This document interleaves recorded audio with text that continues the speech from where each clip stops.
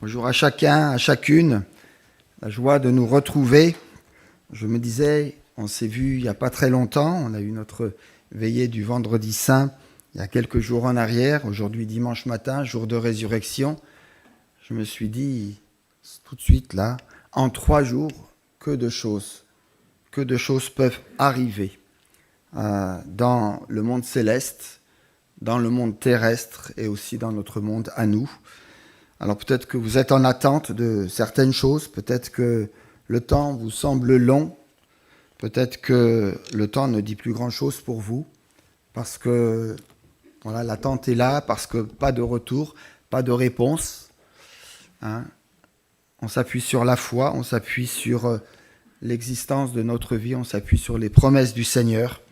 Et je vous propose aujourd'hui de voir dans ce temps et dans l'espace comment les hommes, les femmes, à l'époque de Jésus, ont réagi, comment ils ont peut-être à leur niveau racheté le temps, comment ils ont gagné du temps dans une forme de course. Alors on ne va pas parler de grillade ce matin, dans ces apparitions du Seigneur avec Thomas ou encore les disciples qui reviennent de pêche et puis qui ont là un foyer allumé avec des poissons grillés, ou encore les disciples d'Emmaüs. Je vous propose, on va revenir un peu en arrière, juste au matin de Pâques, avec une lecture. Je vous propose une lecture. Est-ce qu'on pourrait avoir l'écran ? Merci. Une lecture dans l'évangile de Jean, au chapitre 20, les 18 premiers versets. Et je vous propose un titre pour notre méditation de ce matin, « Courir vers l'espérance ». Alors je ne sais pas vers qui, vers quoi vous courez, et si vous courez encore, mais nous voulons ensemble prendre le pas et rattraper, ou en tout cas rejoindre ceux qui courent vers l'espérance dans le Seigneur Jésus glorifié et ressuscité. Jean chapitre 20, versets 1 à 18. Le premier jour de la semaine, Marie-Madeleine se rendit au tombeau dès le matin comme il faisait encore obscur, et elle vit que la pierre était enlevée du tombeau. Elle courut trouver Simon-Pierre et l'autre disciple que Jésus aimait, donc Jean, et leur dit « On a enlevé du tombeau le Seigneur et nous ne savons pas où on l'a mis. » Pierre et l'autre disciple sortit pour aller au tombeau. Ils couraient tous deux ensemble, mais l'autre disciple courut plus vite que Pierre et arriva le premier au tombeau. Il se baissa, vit les bandelettes qui étaient là, pourtant il n'entra pas. Simon-Pierre, qui le suivait, arriva, il entra dans le tombeau, aperçut les bandelettes qui étaient là et le linge qu'on avait mis sur la tête de Jésus, non pas avec les bandelettes, mais roulé à une place à part. Alors l'autre disciple qui était arrivé le premier au tombeau entra aussi, et il vit et il crut. Car il n'avait pas encore compris l'écriture selon laquelle Jésus devait ressusciter d'entre les morts. Et les disciples s'en retournèrent chez eux. Cependant Marie se tenait dehors, près du tombeau, et pleurait. Comme elle pleurait, elle se baissa pour regarder dans le tombeau, et vit 2 anges vêtus de blanc, assis à la place où était couché le corps de Jésus, l'un à la tête, l'autre aux pieds. Ils lui dirent « Femme, pourquoi pleures-tu » Elle leur répondit « Parce qu'on a enlevé mon Seigneur, et je ne sais où on l'a mis. » En disant cela, elle se retourna et vit Jésus debout, mais elle ne savait pas que c'était Jésus. Jésus lui dit « Femme, pourquoi pleures-tu ? Qui cherches-tu » Pensant que c'était le jardinier, elle lui dit « Seigneur, si c'est toi qui l'as emporté, dis-moi où tu l'as mis, et je le prendrai. » Jésus lui dit « Marie. » Elle se retourna et lui dit en hébreu « Rabouni », c'est-à-dire « Maître, mon Seigneur. » Jésus lui dit « Ne me touche pas, car je ne suis pas encore monté vers mon Père, mais va vers mes frères et dis-leur que je monte vers mon Père et votre Père, vers mon Dieu et votre Dieu. » Marie-Madeleine vint annoncer aux disciples qu'elle avait vu le Seigneur et qu'il lui avait dit toutes ces choses. Voilà ici pour notre lecture, que le Seigneur bénisse sa parole au milieu de nous.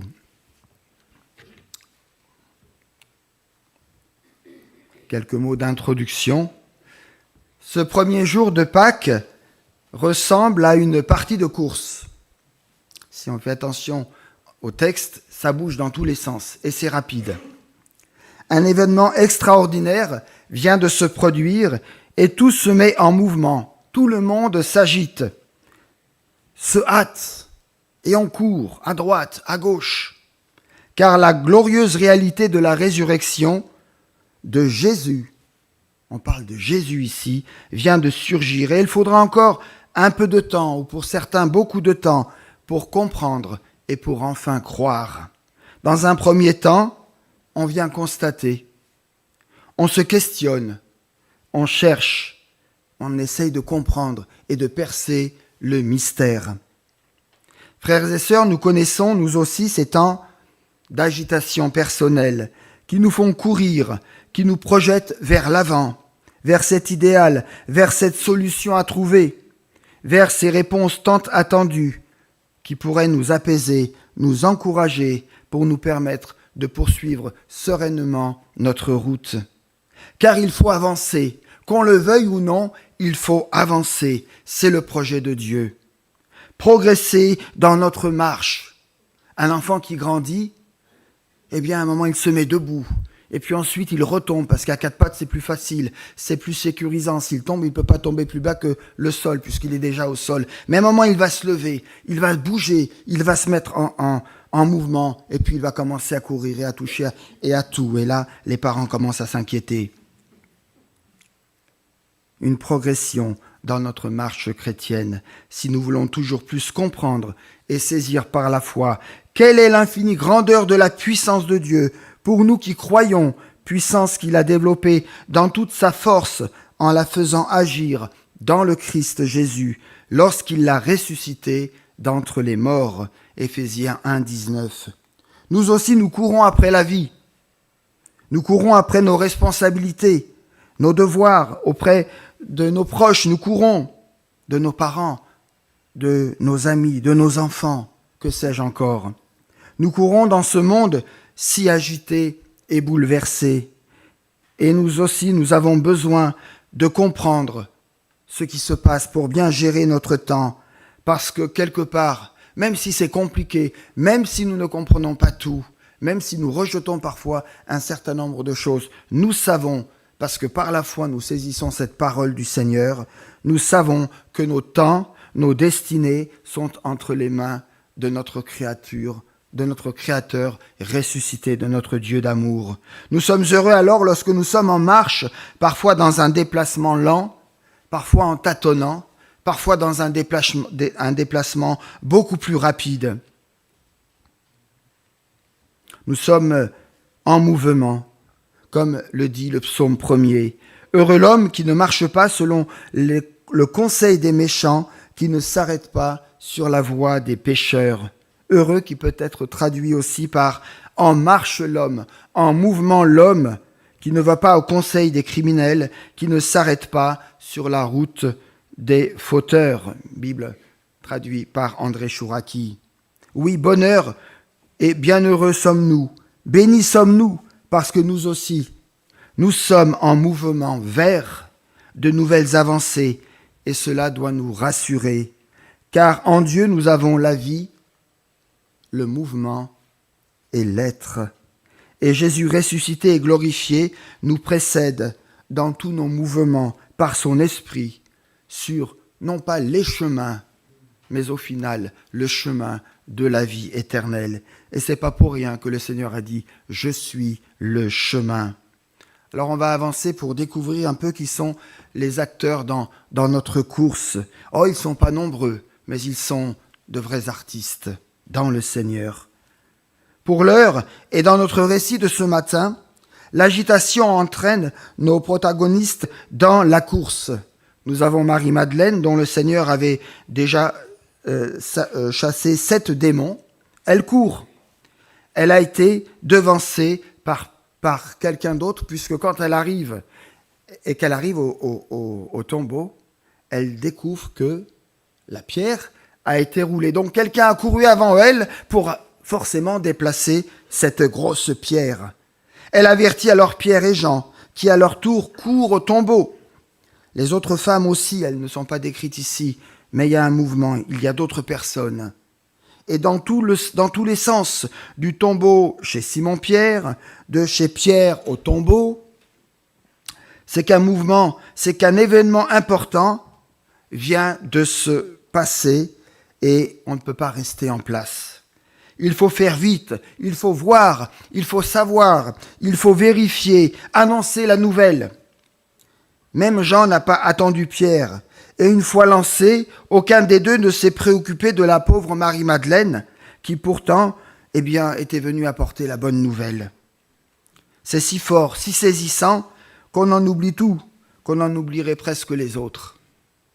Nous connaissons tous ce sentiment terrible que l'on éprouve lors d'un deuil, par exemple, ou d'une grosse épreuve qui surgit.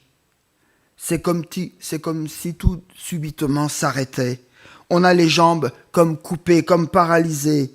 Tous les gestes, toutes les attitudes sont mesurées, sont posées, sont tranquilles. Elles deviennent lentes, elles deviennent lourdes. On a les bras lourds, on marche lentement et intérieurement aussi. Tout est au ralenti. L'élan de la vie est brisé, pour ne pas dire presque arrêté.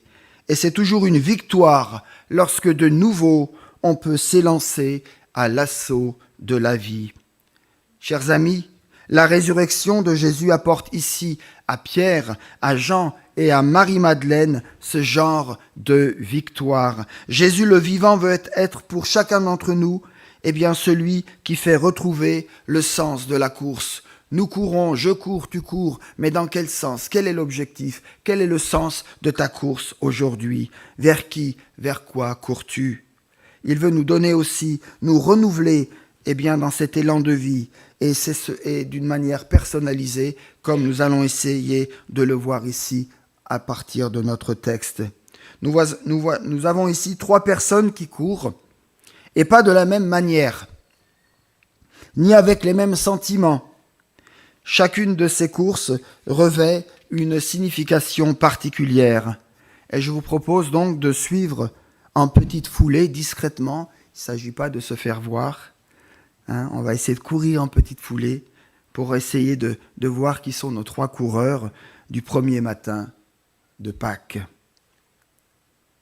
Pierre, avec Pierre. S'il y en a un qui, plus que tous les autres, est complètement cassé par la mort de Jésus, c'est Pierre. Car pour lui, cette mort marque un échec presque total, un échec personnel, cuisant, douloureux. Il a renié Jésus. Il a renié Jésus. Il y a certains reniements qui sont marqués comme au burin de fer dans notre conscience, dans notre disque dur et même dans notre cœur, siège de nos émotions. Il a renié Jésus. Il n'a pas su prendre position pour lui au moment où il aurait pu le faire, au moment où il a dit qu'il le ferait. Et la pensée qui hante Pierre depuis ce moment, c'est le film de sa honte, de son échec. Il s'entend dire haut et fort dans la cour de Caïphe, c'est encore frais, ça résonne dans ses oreilles. Dans la cour de Caïphe, le grand prêtre qui menait le procès de Jésus. Non, je ne connais pas cet homme. C'est Pierre qui dit ça, c'est pas Caïphe. Il s'entend jurer devant ceux qui l'entouraient qu'il n'avait rien à voir avec Jésus. Je ne connais pas cet homme. C'est tout le contraire de l'amour qui brûle si fort en lui pour Jésus. Tout le contraire de ce qu'il avait promis dans une belle confession de foi quelques heures auparavant. Souvenez-vous, quand tous t'abandonneront, Seigneur, moi je ne t'abandonnerai pas. C'était vrai, c'était sincère. Souffrance, humilité, ce regard échangé avec Jésus juste avant la trahison et après la trahison surtout. Et maintenant c'est fini, Jésus est mort. Pierre n'a plus que ses larmes face à l'irréparable. Ce reniement est son dernier acte envers Jésus, c'est ce qu'il retient. Maintenant tout est figé, la mort scelle de manière définitive les lacunes et les échecs. On ne peut plus rien pour rattraper, pour faire marche arrière. C'est dur de se dire parfois, je n'ai pas été pour lui, pour elle, ce que j'aurais dû être. On essaie de rattraper, parfois, on dit des choses par derrière, mais c'est trop tard. C'est raté. Ou je n'ai pas été pour Dieu ce que j'aurais dû être, ce que j'ai voulu être. Ou je n'ai pas été à la hauteur de telle ou telle situation, que sais-je encore. Mes amis, ces constats font mal, hein ? Très mal. Surtout lorsque c'est du définitif, qu'on ne peut plus rien faire pour changer quoi que ce soit. Nous, on peut encore changer, mais ce qui est devant nous, ce qui est derrière nous, c'est compliqué. Nul d'entre nous n'est à l'abri de ce genre d'expérience. Il nous arrive tous de commettre, comme Pierre, des actes irrattrapables. Et il faut vivre avec la douleur de savoir que d'autres ont mal, peut-être, à cause de notre faute. Chers amis, le message de Pâques est là pour nous rappeler que Jésus ne veut pas nous laisser dans cet enfermement-là. Il ne veut pas que nos échecs deviennent pour nous des voies sans issue. Il est venu pour rouler toutes les pierres qui font de nos remords des tombeaux et pour nous donner des ressources, des forces, des vitamines, même face à ces voies et à ces impasses dans lesquelles nous tournons en rond et nous ne voyons pas d'issue de sortie. Alors il faut renouer la relation. C'est cela qui le fait courir comme un fou vers le tombeau. On parle toujours de Pierre ici. Il est arrivé quelque chose à Jésus, à sa dépouille. Pierre court pour renouer avec Jésus. Il y a quelque chose. C'est pas clair encore dans l'esprit de Pierre, mais il est en mouvement. L'esprit le pousse. La suite va dépasser toutes ses attentes. Pierre va découvrir que Jésus est vraiment ressuscité. Il pourra donc lui parler, lui reparler, vraiment repartir avec lui, renouer une vraie relation et donc un vrai service. Il y aura là quelque chose de fabuleux pour lui. Nous touchons là un des aspects vitaux de la résurrection. Cette possibilité de toujours pouvoir renouer avec Jésus. C'est ça la résurrection. Jésus est mort pour nos offenses, comme ça a été si justement rappelé tout à l'heure. Mais cette mort n'a pas pu le vaincre, ni l'emprisonner. Nos offenses, nos échecs, ne sont pas des impasses qui nous empêchent de le retrouver si nous courons vers lui. Si nous courons vers lui. Il est toujours vivant au-delà de nos échecs et de nos fautes.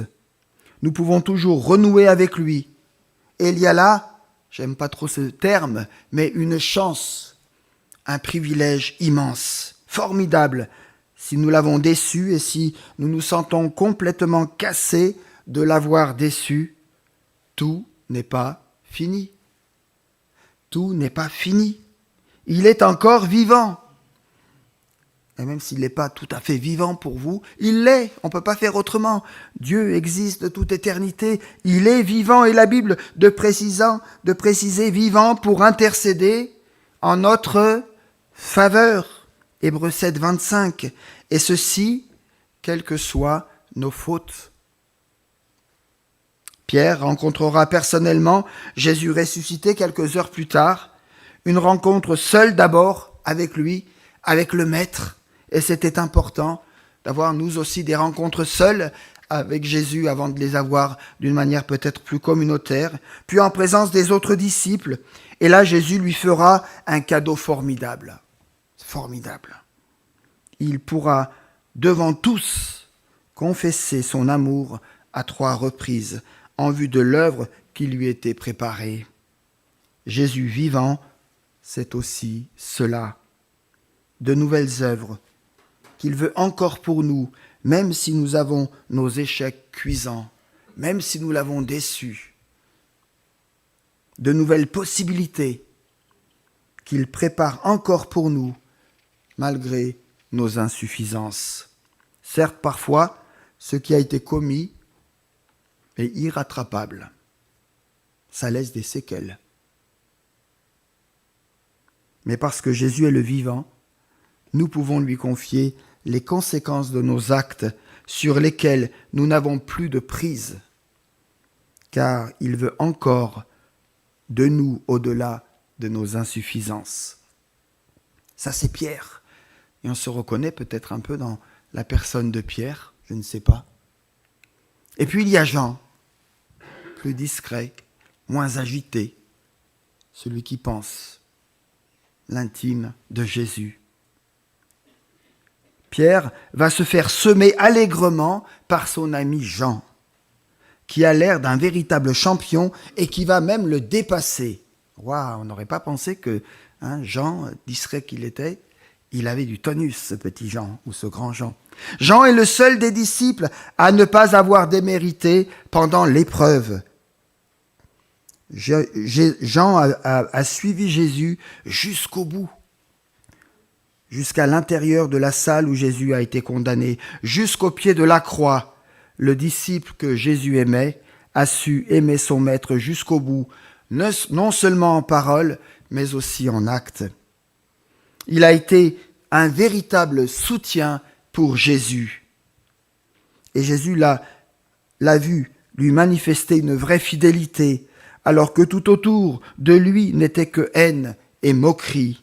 Jésus lui a même confié sa mère. Jean l'a prise avec lui. Il en a pris soin. C'est lui aussi, certainement, qui est allé repêcher son ami Pierre au fond du gouffre. Et ce n'est peut-être pas par hasard qu'ils courent ensemble ce matin-là vers le tombeau. Jean est un véritable exemple, un formidable exemple de force que donne l'amour lorsqu'il s'accroche en profondeur au Seigneur et qu'il dérive vers les autres. Car l'amour même, aussi admirable, peut aussi nous faire défaut quelque part. Jean le fidèle aura lui aussi besoin du message de la résurrection pour retrouver de nouvelles ressources. L'amour même, parfois est mis en mal à cause de l'épreuve, à cause de l'échec, à cause de la souffrance. Jean a vu la croix. Parce qu'il était là, il a vu comme nul autre la souffrance de Jésus. Parce qu'il était là, il a vu la souffrance de Marie, transpercée par la douleur. Parce qu'il était là, il a vu la souffrance de Pierre, meurtri à cause de son échec. Il a vu tout cela, il l'a porté, il l'a partagé. Oui, mes amis, aimer fidèlement, c'est aussi souffrir avec les autres. Et cela use parfois d'aimer. Et d'aimer encore. Et d'aimer toujours. Cela peut épuiser. Mais voilà que ce disciple fidèle, mais meurtri, se lèvera lui aussi. Et au matin de Pâques, il sera visité. Jean va découvrir tout ébloui que ce n'est pas en vain qu'il a persévéré dans l'amour. Cet amour fondé. Jean découvrira tout ébloui que, il y a un aboutissement qui va s'ouvrir sur la vie parce que Jésus le vivant est passé de la mort à la vie. La course de Jean nous dit que Jésus le vivant, au-delà de tous les obstacles, l'est aussi pour nous. On se le dit, mais est-ce que c'est une réalité pour moi aujourd'hui? Qu'est-ce que ça veut dire de dire que Jésus est vivant aujourd'hui dans ma vie? Une phrase, une approche liturgique? Qu'est-ce que ça veut dire? Il est vivant pour nous donner des ressources pour que nous puissions persévérer dans l'amour. Mais avant de pouvoir persévérer dans l'amour, il faut que je sois saisi moi-même par l'amour de Dieu. Sinon, ça va être un amour conditionnel, un amour fade, un amour humain, un amour qui se paye, mais qui ne se donne pas véritablement. Pour nous aussi, il y a là un message et un encouragement en ce dimanche de la résurrection. Jésus est vivant par-delà l'obstacle formidable de la mort. Je dis formidable parce que la mort était importante. Il fallait que Jésus meure, il fallait que Jésus souffre pour que nous ne souffrions pas, pour que nous ne nous entretuions pas. Jésus est mort à notre place pour que nous puissions vivre en nouveauté de vie. Quand les montagnes s'éloigneraient, quand les collines chancelleraient, mon amour, dit le Seigneur, ne s'éloignera point de toi. C'est ce qui a donné un nouvel élan à Jean, car l'amour de Jésus est plus fort que tous les ébranlements de la vie et de la mort. Voilà de quoi nous aider, mes amis, nous aussi, à continuer à courir, même si vous ne courez pas vite, ou que vous marchez vite, je ne sais pas. Un encouragement à ne pas nous laisser dépasser par les événements, mais à continuer de nous laisser aimer par le Seigneur et d'espérer quand l'amour est peut-être mis à mal, parce que Jésus est vivant. Rien ne peut arrêter son amour pour nous, ni pour ceux que nous portons aujourd'hui dans notre cœur, dans notre prière. Il est le garant d'un amour qui demeure et qui triomphera des plus grands obstacles, même si à nos yeux cela paraît impossible. Pierre, Jean, et il y a Marie-Madeleine. Mais derrière Pierre et Jean, il y a Marie de Magdala ou Marie-Madeleine. Marie qui, elle, ne les suit pas. C'est qu'elle a déjà couru pour les avertir, mais surtout qu'elle est brisée, écrasée. Elle a vu la pierre rouler et elle est sûre qu'on a profané la tombe de Jésus. Insulte suprême, où le mal ne respecte plus rien, pas même un mort. Marie-Madeleine, déjà brisée par la douleur et complètement abattue avec cette pensée, pourquoi tant de haine ? Pourquoi tant de haine ? Quand elle arrive au jardin, il n'y a quasiment plus personne. De toute façon, elle ne veut voir personne. Tout en elle est désarroi et chagrin. Mais même la lumière des anges qu'elle verra au fond du tombeau n'éclairera pas son visage, pas plus que leurs questions pleines d'affection. « Femme, pourquoi pleures-tu » Ces anges se révèlent comme de fidèles serviteurs du Dieu miséricordieux. C'est à la peine de Marie qu'ils sont sensibles. « Femme, pourquoi pleures-tu » Mais cela ne suffit pas à faire émerger Marie des profondeurs de son désarroi. Elle reste sur son idée fixe. On a enlevé mon Seigneur et je ne sais où on l'a mis. Il y a là comme des pensées sombres, des sentiments de désarroi dont rien venant de l'extérieur ne peut nous détourner. Ça nous arrive aussi comme pour Marie. Ni l'intérêt que on peut nous porter, ni même les paroles de compassion. Il arrive parfois que nous sommes dans cette situation. On est seul dans son univers. On entend à peine la voix des autres. On vit dans un monologue. C'est alors que Jésus, tendrement, doucement s'approche d'elle. Sentant une présence, elle se retourne, mais dans le brouillard de sa peine, elle ne discerne pas véritablement le visage du ressuscité, pas plus qu'elle ne reconnaît sa voix. Alors, Jésus dira d'une manière qui nous étonne, qui peut nous surprendre, qu'on ne pourra pas nous-mêmes comprendre. Marie. Une parole, un prénom, un son, Marie. Et là, subitement, je ne sais pas comment et qu'est-ce qui s'est passé dans cet être sensible qui aimait tant le Seigneur. Subitement, lorsqu'elle entend son nom prononcé par Jésus, tout s'éclaire. Vous savez, parfois, il ne faut pas grand-chose. Un mot, un sourire, un regard, un geste. Soit c'est le coup de poing, soit c'est la main d'affection. Pas de coup de poing, hein, la main d'affection.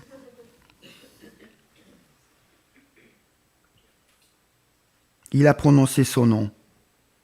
Il l'a appelé par son nom. Waouh, Jésus. Et Marie comprend qu'il est venu pour elle.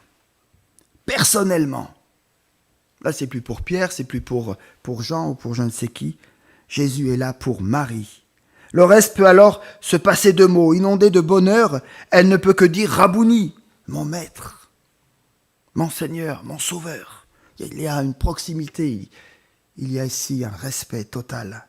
C'est l'une des plus belles rencontres, me semble-t-il, que nous rapporte la Bible. Tout l'Évangile y est présent dans une densité extraordinaire. D'abord l'angoisse, le non-sens d'une vie qui n'a pas de vraie espérance, au cœur d'un monde mauvais, impitoyable, puis la solitude qui nous enferme dans le mal. Et puis Jésus qui vient, il s'approche délicatement de nous et nous appelle par notre nom, car il nous connaît. L'amour de Jésus est toujours un amour personnalisé, un amour passionné. Souffrons-nous d'incompréhension, de solitude? Désespérons-nous devant des réalités qui nous bousculent et qui bousculent notre horizon? Jésus le vivant est venu vers nous très personnellement parce qu'il sait ce que nous vivons, il sait ce que tu vis, il sait ce que tu traverses aujourd'hui. Marie. Moi je suis pauvre et indigent, mais le Seigneur pense à moi. Psaume 40. J'aime le Seigneur car il entend ma voix. Il a penché son oreille vers moi. Psaume 116. Même à l'heure de son plus grand triomphe, Jésus a passé les siens avant lui.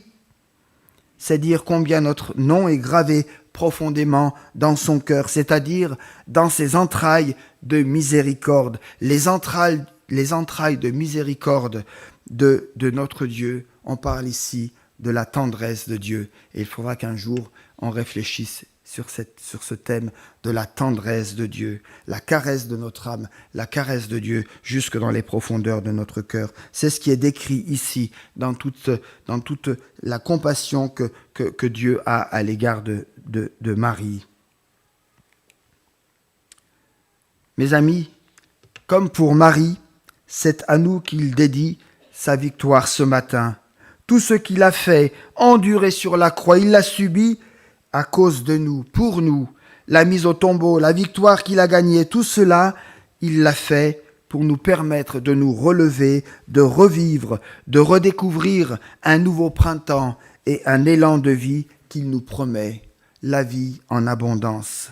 Acceptons cette espérance, chacun personnellement. Disons-lui comme Marie, tu es mon maître, mon tout, mon ancre, mon guide, ma lumière. Il y a certainement bien des zones d'ombre dans ta vie et dans ma vie, mais bien des soucis aussi à l'horizon, l'inconnu, le devenir, la santé, nos enfants, nos personnes âgées, la vie de l'Église, ma profession, ma vie de couple, que sais-je. Mais il y a par-dessus tout, la lumière du regard de Jésus qui nous appelle à la confiance, à l'amour et à l'espérance. Répondons à cette invitation là où nous sommes ce matin, même si notre marche nous semble lourde, lente ou peut-être déroutante, car elle vient des entrailles de miséricorde de notre Père céleste. Cette réponse, c'est peut-être le renouvellement de notre confiance ce matin, là où elle a été mise à mal, ou blessée, ou éteinte.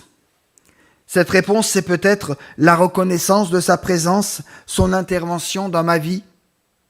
Cette réponse, c'est peut-être de revenir à lui. Si nous avons pris des chemins tortueux, des chemins qui nous écartent de son amour ou qui renient nos engagements à son égard, cette réponse, c'est peut-être de nous ouvrir tout à nouveau à lui, ou peut-être de nous ouvrir à lui pour la première fois. Tu es mort pour mes fautes, pour mes égarements, mais tu es vivant pour m'appeler à toi. Je veux déposer mes fautes là, devant toi. Je veux m'engager dans une nouvelle vie avec toi, une vie dont tu seras le maître, toi le vivant, toi où tu seras pleinement présent dans ma marche quotidienne et tu m'accompagneras dans ma foi. Jésus le vivant, le sera-t-il pour nous, pour toi ce matin? L'est-il vraiment? Le Seigneur est vraiment ressuscité. Le sera-t-il pour nous ce matin? Est-ce que nous allons lui permettre de nous donner un nouvel élan, une nouvelle dimension dans notre communion avec lui, dans notre confiance attachée à ses promesses? Le Seigneur a dit à Marie, Marie. Et au même instant, sa vie a été saisie d'une grâce et d'une paix profonde. Et si c'était le cas pour nous, pour toi, pour moi ce matin.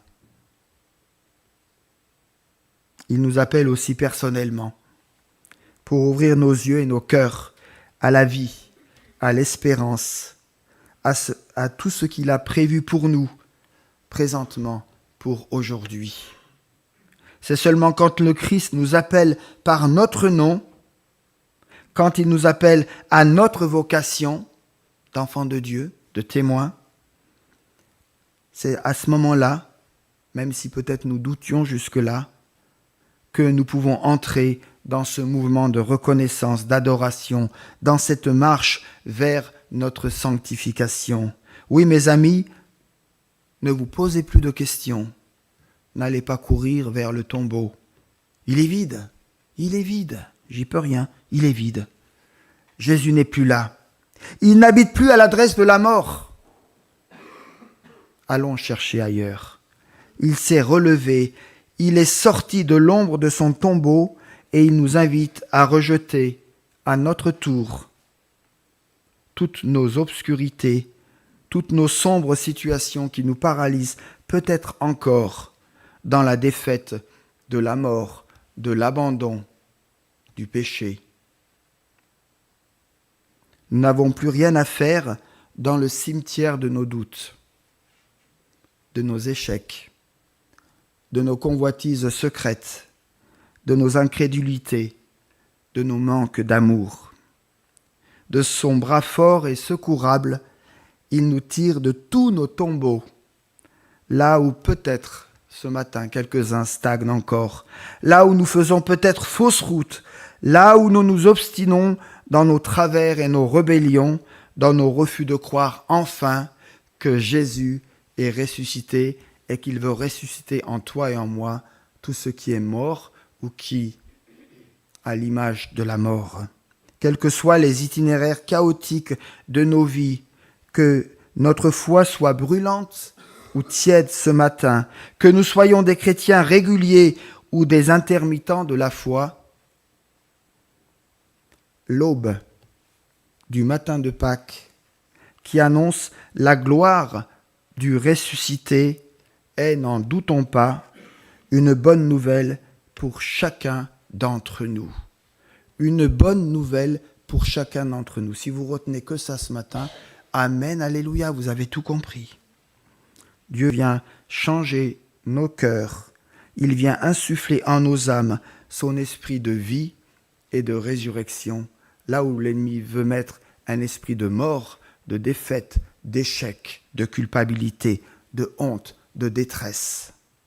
Si aujourd'hui nous ne sentons plus de vie en nous, c'est ce que Claude se posait la question, si aujourd'hui nous ne sentons plus de vie en nous comme Pierre lorsqu'il a renié le Maître, la bonne nouvelle de la résurrection du Christ nous rappelle alors que Jésus est toujours vivant pour nous rencontrer et nous relever là même où nous sommes tombés. On peut tomber. Vous êtes tombés, je suis tombé. Ils tomberont peut-être. Le plus dangereux, c'est pas de tomber, c'est de rester au sol et d'y rester cloué. Parce que Dieu est notre Père, lui ne s'arrête pas là où nous n'osons plus continuer.